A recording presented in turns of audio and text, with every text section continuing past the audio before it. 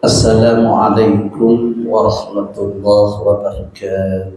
Waalaikumsalam warahmatullahi wabarakatuh. Bismillahirrahmanirrahim. Alhamdulillahilladzi ja'alana min ahli sunnati wal jamaah. Allahumma salli ala bahjatil kamal wa tajil jalal wa baha'il jamal wa syamsil wisal Sayyidina Muhammadin wa ala alihi wa ashabihi ajma'in, amma ba'du. Fadilatul mukarramin yang kami hormati, pengurus Muslimat NU cabang Jember dan pengurus Muslimat NU Ancam Bangsasari dan pengurus Muslimat NU Ranting Sukorejo Bangsasari, dan di sini hadir mahasiswa dari Universitas Ibrahimi Pondok Pesantren Salafiyah Syariah Sukorejo Situbondo, para jamaah rutinan yang diselenggarakan oleh pengurus muslimat,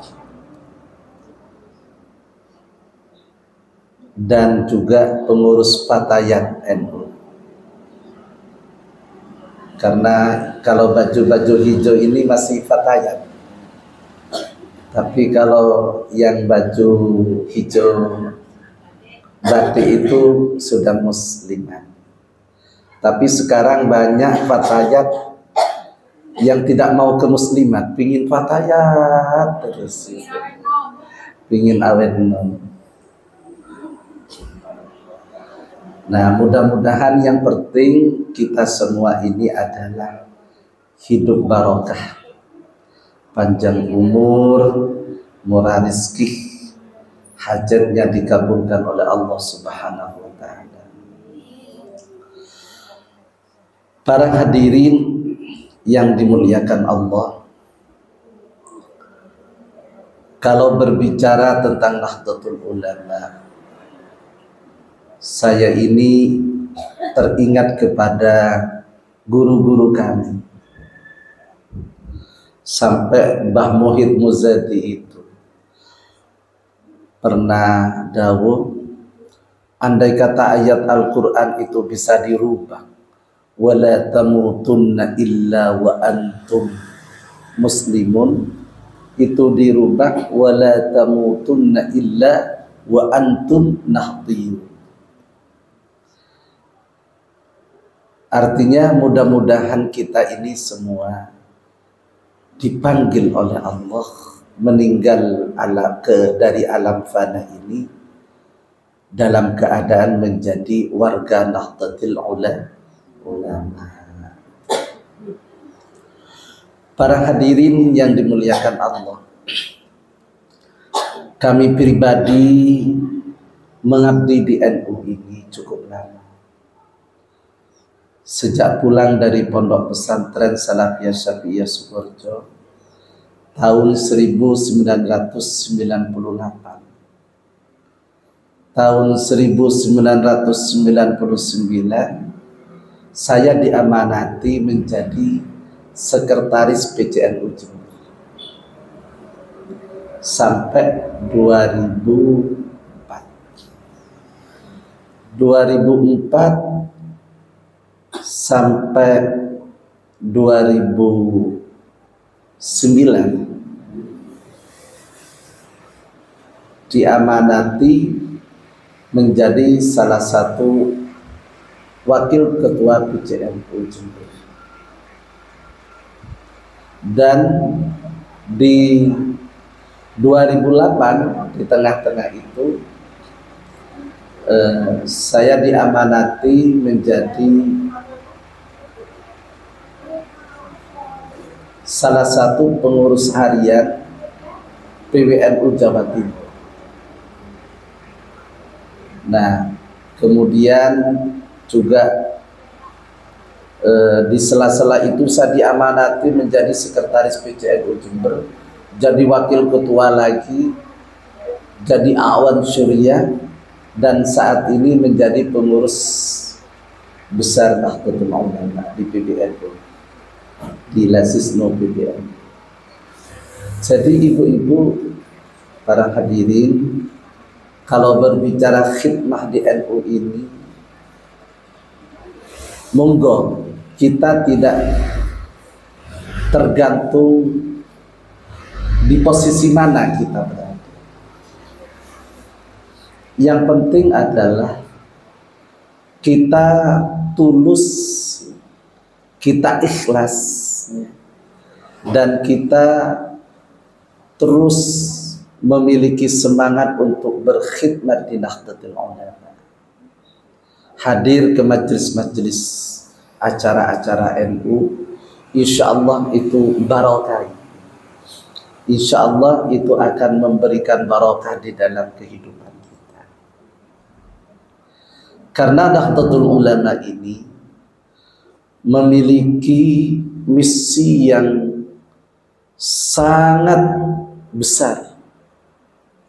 Kalau sekarang ini misinya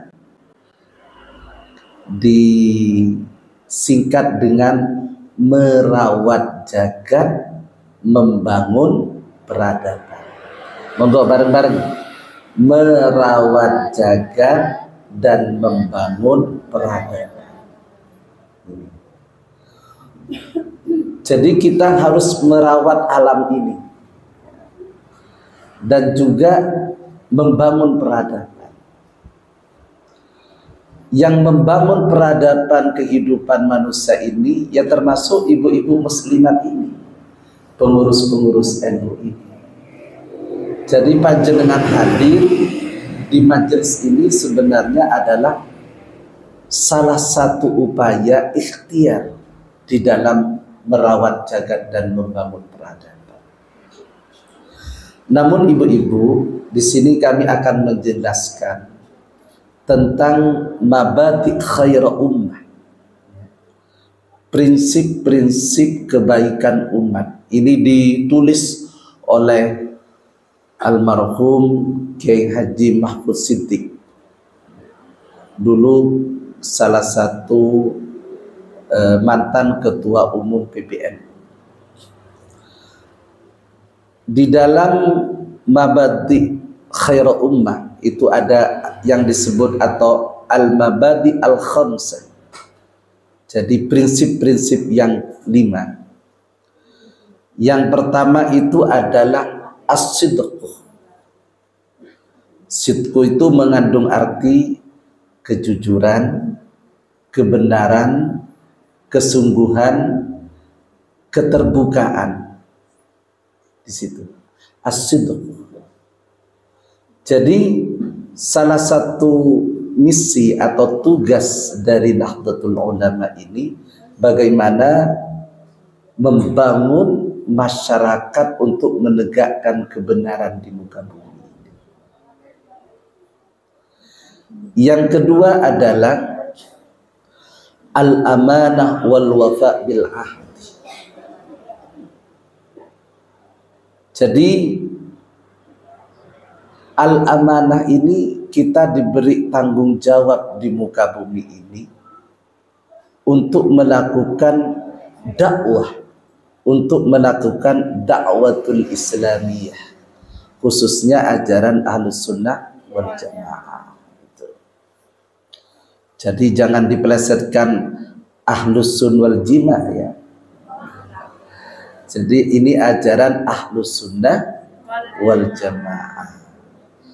Dakwah niku ibu-ibu, ad-da'wah huwa hathun nas ilal khair wal huda wal amru bil ma'ruf wan nahyu 'anil munkar liyafuzu bi sa'adatid dunya wal akhirah.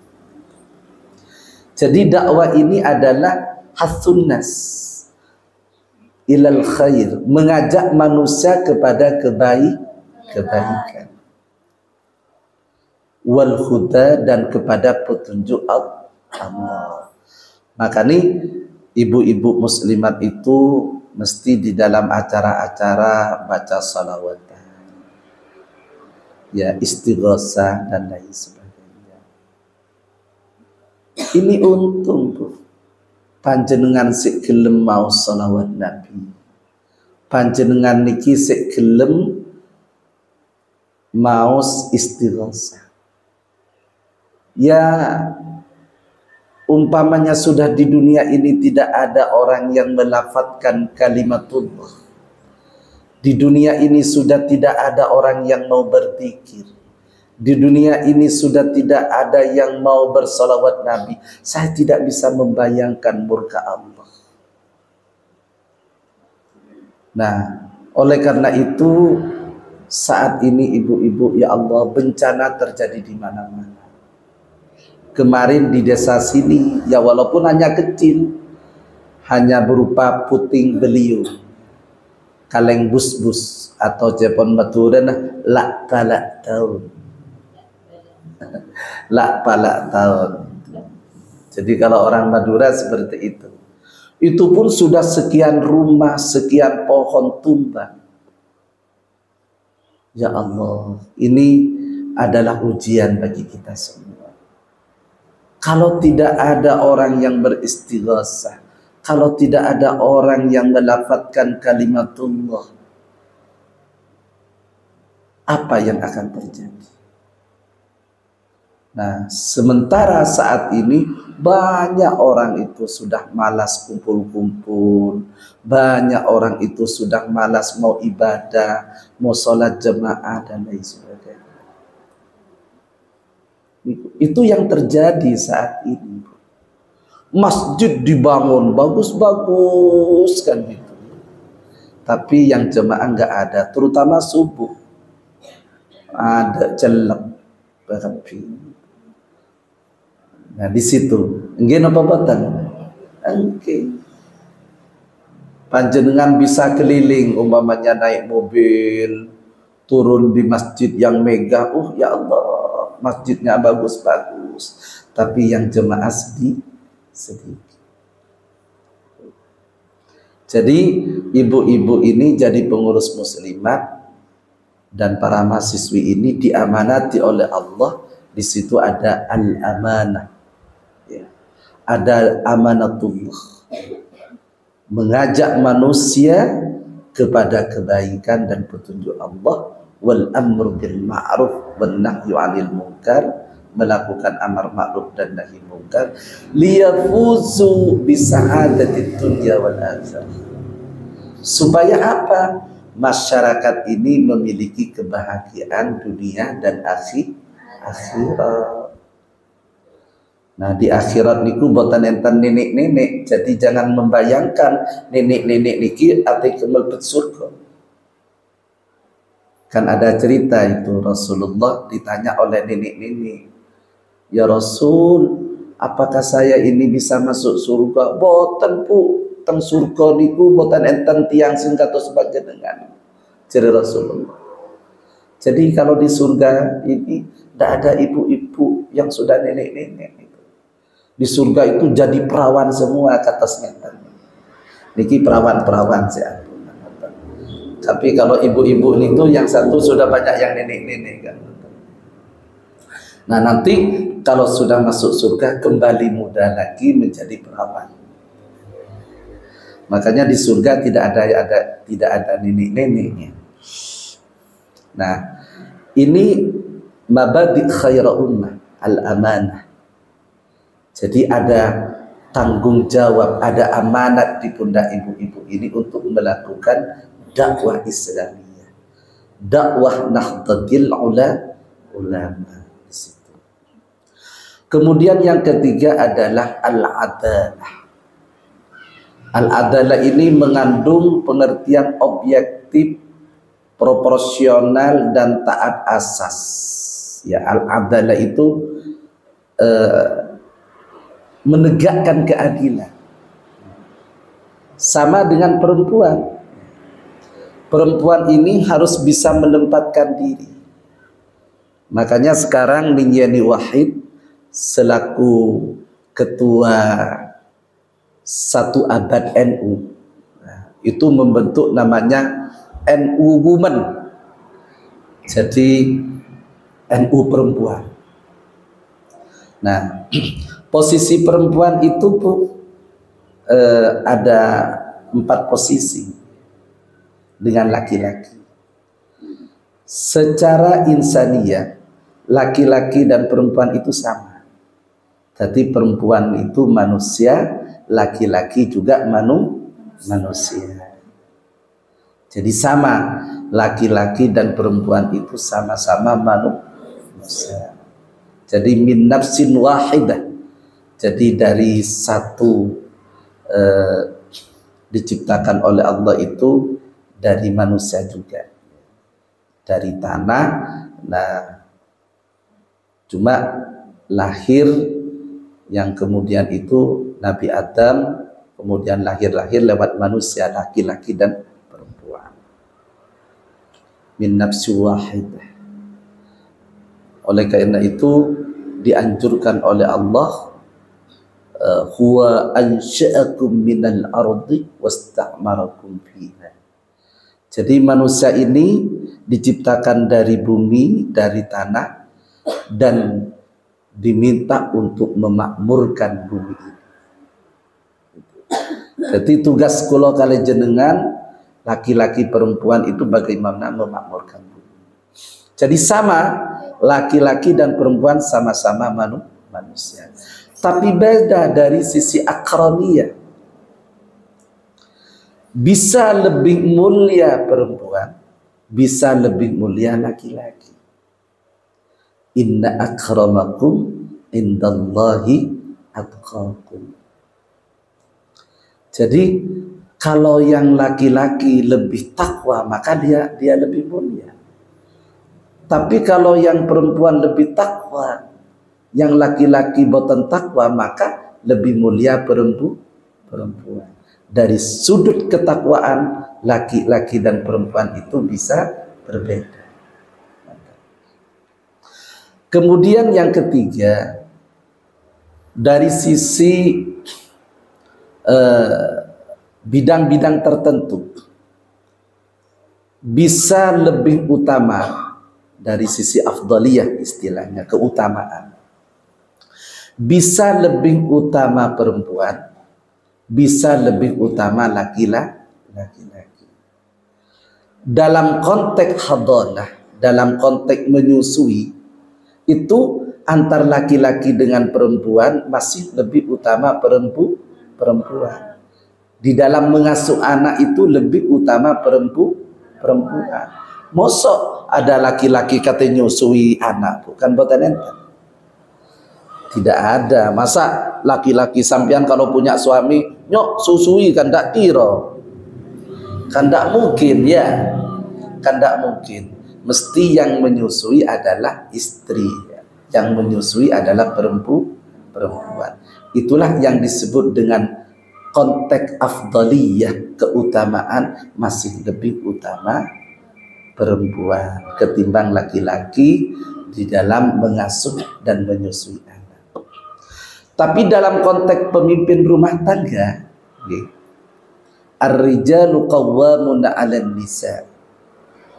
Jadi kalau pemimpin rumah tangga masih yang istri itu profesor doktor, umpamanya sambian ini nanti profesor hafidul Quran, nah, ini sudah hafidzah bu, umpamanya nanti dapat gelar profesor, laki-lakinya cuma S1 atau S2. Tapi dalam konteks rumah tangga tetap pemimpinnya itu adalah laki-laki. Jangan sampai dibalik kemudian pemimpinnya itu adalah perempuan. Karena dalam konteks afdaliyah rumah tangga yang lebih utama menjadi pemimpin itu adalah laki-laki. Tapi di dalam konteks kehidupan bermasyarakat, misalnya di dalam kepemimpinan, bisa perempuan jadi presiden, bisa perempuan jadi gubernur, jadi bupati, menduduki jabatan-jabatan strategis. Berarti dalam konteks human relation, kehidupan antara laki-laki dan perempuan dalam konteks sosial itu sama memiliki peran, sama memiliki kans, ya. Laki-laki bisa jadi presiden, perempuan bisa jadi presiden, laki-laki bisa jadi gubernur, perempuan bisa jadi gubernur, laki-laki bisa jadi bupati, perempuan pun juga bisa jadi bupati. Jadi dalam konteks kehidupan sosial itu perempuan dan laki-laki itu sama. Jadi itu dalilnya wal mu'minuna wal mu'minatu ba'duhum awliya'u ba'd.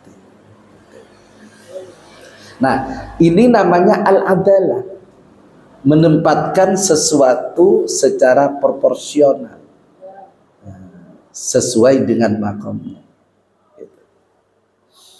Para hadirin yang kami hormati, kemudian yang keempat itu di dalam mabadi' khaira ummah itu at-ta'awun, saling tolong menolong.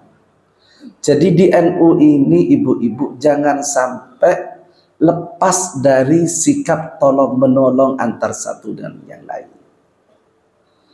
Makanya kami di sini ini membentuk namanya Kampung SDGs.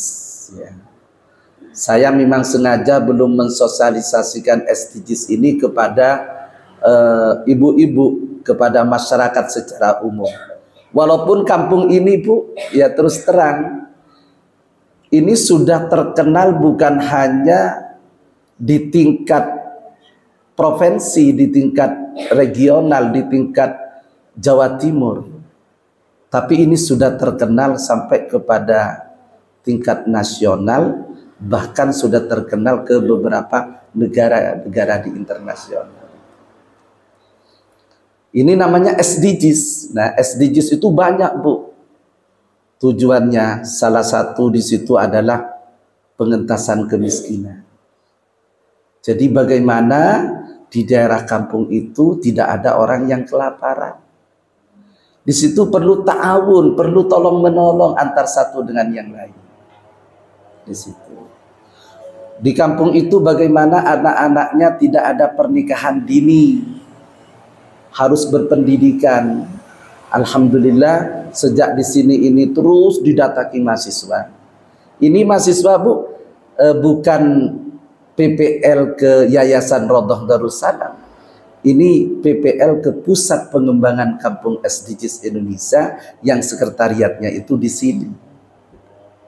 Makanya ibu-ibu kalau di sini itu ada tamu TNI, ada tamu gubernur, ada tamu bupati, kemudian ada tamu juga pejabat-pejabat, pengusaha-pengusaha. Ya biasa itu, mereka ingin tahu, ingin diskusi. Karena sudah saya deklarasikan sebagai kampung SDGs, walaupun masyarakatnya masih belum banyak ngerti tentang SDGs. Karena ini berat Bu. SDGs itu tujuannya berat, 17 tujuan. Terutama nanti ibu-ibu harus mengatasi stunting. Jadi ibu bidan itu tahu. Salah satu tujuan SDGs itu adalah bagaimana di daerah itu tidak ada orang yang stunting, orang yang kekurangan gizi. Anak itu harus sehat. Dan sebenarnya di sini ini tidak boleh orang membuang sampah di sungai, karena itu menyalahi dengan tujuan SDGs terkait dengan lingkungan. Ayo ibu-ibu lewat sungai, banyak ndak sampah masih di sungai itu? Kata nopo boten? Kata. Ayo tugasnya kamu itu sekarang mengedukasi bagaimana masyarakat itu tidak membuang sampah di sungai. Jadi boten sakit Bu, tak oleh gitu. Karena itu bertentangan dengan tujuan SDGs dan itu mengakibatkan banjir nantinya. Jadi lek banjir niku jangan disalahkan Allah, jangan disalahkan malaikat, jangan disalahkan pemerintah. Masyarakatnya itu tidak tertib di situ. Makanya perlu nanti at-ta'awun, saling tolong menolong, mari menjaga kebersihan dan lain sebagainya. Ini berat. Memang banyak yang tanya ke saya, Pak Kiai Misbah, kok kampungnya seperti ini? Ya memang kampungnya SDGs itu kan kampungnya orang menengah ke bawah, saya bilang. Jadi perlu ada edukasi, ada pendidikan di situ. Nah, tapi dengan ta'awun, dengan saling tolong menolong, insya Allah itu bisa. Kemudian yang kelima adalah istiqamah. Ini penting, istiqamah. Al-istiqamah ainul karamah. Innal ladzina qalu rabbunallah tsumma istaqamu tatanazzalu 'alaihimul malaikatu alla takhafu wa la tahzanu wa abshiru bil jannati allati kuntum tu'adun. Jadi kalau orang istiqamah itu innal ladzina qalu rabbunallah, kalau panjenengan itu sudah yakin Rabbunallah, jadi Rabbunallah, Tuhan kami adalah Allah, tsumma istaqamu, lalu kita istiqomah, sholatnya istiqomah, ibadah-ibadah lainnya juga istiqomah, ya konsisten. Istiqomah niku konsisten kepada ajaran syariat Islam, jelas itu sudah. Alla takhafu wa la tahzanu, kamu jangan khawatir. Jadi kalau orang hidup itu sudah istiqomah, jangan khawatir. Jangan khawatir dulu. Jangan khawatir sampean ini tidak dapat suami banyak. Bisa konsultasi sama ibu-ibu nanti. Siapa tahu ibu-ibu ini punya putra-putra yang sudah besar, jadi ngelamar sampean. Jadi jangan khawatir. Allah takhafu niku penting. Wala tahzanu, dan juga jangan susah panjenengan. Wa absyiru bil jannati allati kuntum tu'adun. Orang yang istiqomah itu sudah pasti nanti akan masuk ke surga Allah Subhanahu wa ta'ala. Mungkin inilah ibu-ibu pengantar dari kami. Ya bisa saja kami atas nama pengurus besar Nahdlatul Ulama, karena di sini adalah pengurus musliman, dan mudah-mudahan panjenengan semua masih memiliki semangat untuk berjuang di Nahdlatul Ulama ini.